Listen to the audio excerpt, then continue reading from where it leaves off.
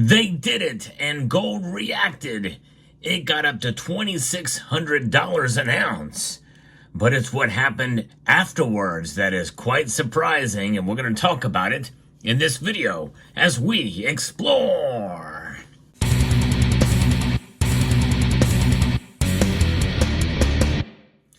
Gold breached the $2,600 mark, and that was quite exciting to see, breaking yet another new all-time high.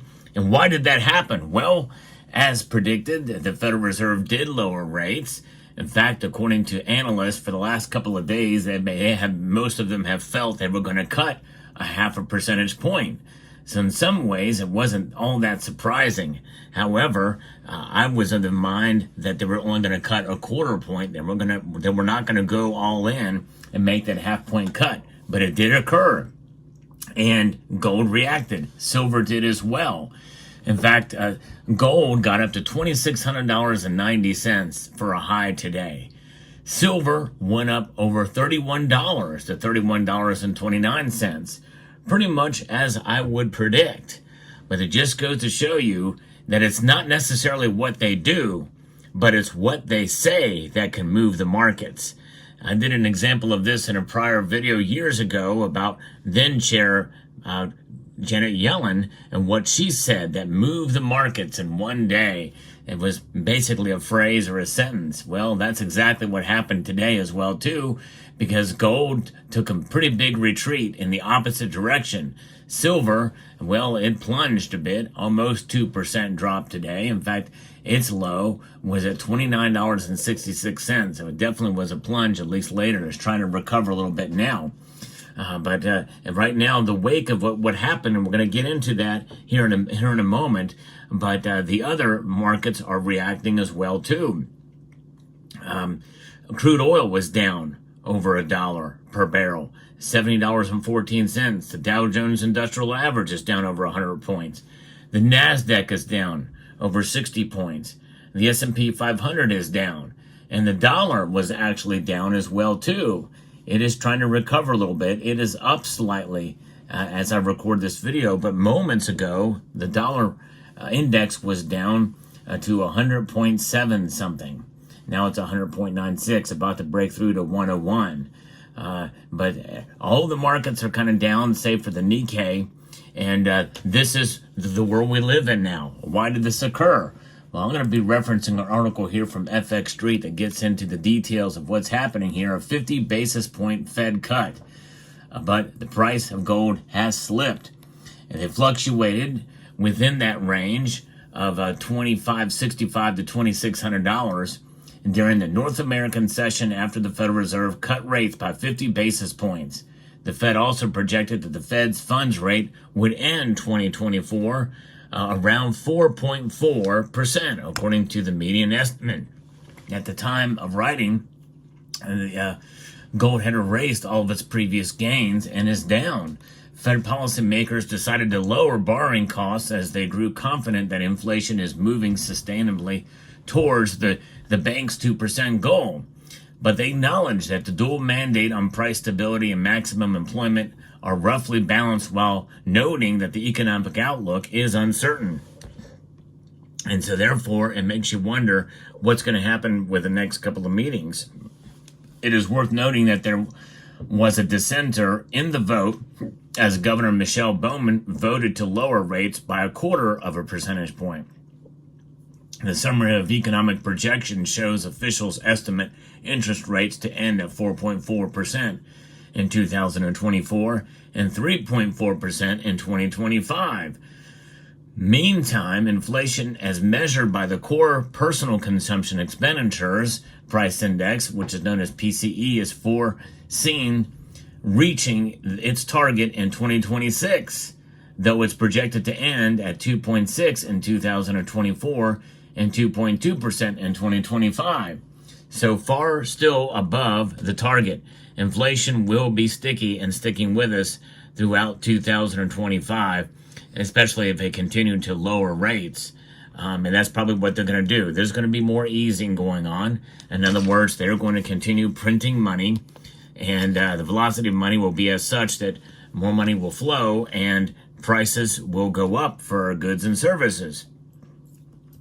Fed officials project that the economy will grow at a 2% pace in 2024 for the rest of the year, and the unemployment rate to edge up to 4.4% by the end of the year, in spite of what's happening now. Now, Federal Reserve Chair Jerome Powell's press conference said that there's risk to inflation have diminished and reaffirmed that the economy is strong. Powell also added that if inflation persists, we can dial back policy more slowly. And he added that according to the SEP, the committee is not in a rush to normalize policy. And so the markets reacted to that, and gold fell.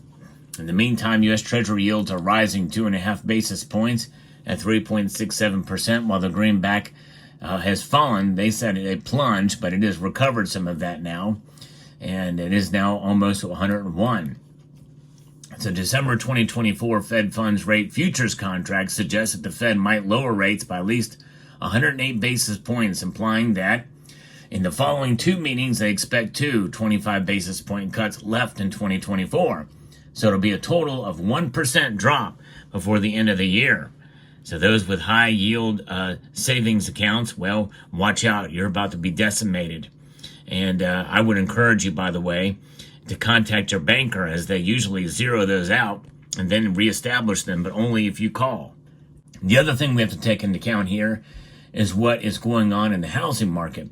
U.S. building permits in August grew by 4.9% month over month, from 1.406 million to 1.475 million. So the housing starts expanded by 9.6% and rose from 1.237 million to 1.356 million. That's important to note because the housing market doesn't see any signs of slowing down a whole lot right now, even though prices are very, very high. And of course, that means that we could see it continue to increase. Prices go up, interest rates go down a little bit, and we see more activity that could exacerbate the bubble for the housing market. And you know what that means? If the bubble continues to grow, well, that means it could pop, and it's going to be a massive and bigger deal if that occurs. Gold's price remains volatile, and it is now heading in the downwards direction here, down almost $10 right now, but it remains bullish after hitting a new all-time high of $2,600. But buyers failed at the ladder, which could pave the way for a pullback. Momentum favors buyers, though short-term sellers are in control as a relative strength index aims to be lower. Now, as we look at gold dropping below the September 13th low of $25.56, the next support would be $2,550. And right now we're about $8 away from that. Once clear, the next stop would be the August 20th high, which turned into support at $25.31 before aiming towards the September 6th low of $24.85. But you know, while I was tracking these numbers earlier today, I noticed some of these dealers, they post spot prices too, but it's based off the futures market. And there was as much as $15 worth of difference between the actual spot price and the price that they showed. So I always go to Kitco for the actual spot price of gold. And silver falling, by the way, it has now recaptured the $30 mark. I think it's a good time to consider a purchase if you are so inclined for silver, and maybe not gold. Gold only fell marginally, but seeing that it did go to $2,600, where do we go from here? What's going to happen now as these markets start to digest again what happened at the Federal Reserve Chair's statement and meeting here and a press conference? How are they going to digest this information? I think likely these numbers will turn around in the other direction. In other words, they're going to start going back up again. But as for today, it was a shock in a different way, kind of unforeseen. But it just goes to show you, again, as I mentioned, it's not necessarily what they do, it's what they say that can move the markets. It's a perception. Perception is reality. And that's the situation we find ourselves in today. That's the nature of the markets. That psychology is a very powerful force. Yea, though, it may not be rational. But we are not rational beings sometimes as humans. But holding gold in your portfolio is a very rational move, no matter what the markets do. And this is why I'm glad I have some, and encourage you as well for any gold that you have to be thankful that you have it in your portfolio. Gold, unlike silver, it did fall, but it did not fall as radically. And that is something that has been noteworthy throughout the course of history, but especially since 2021, 2022, when central banks started accumulating massive amounts of it.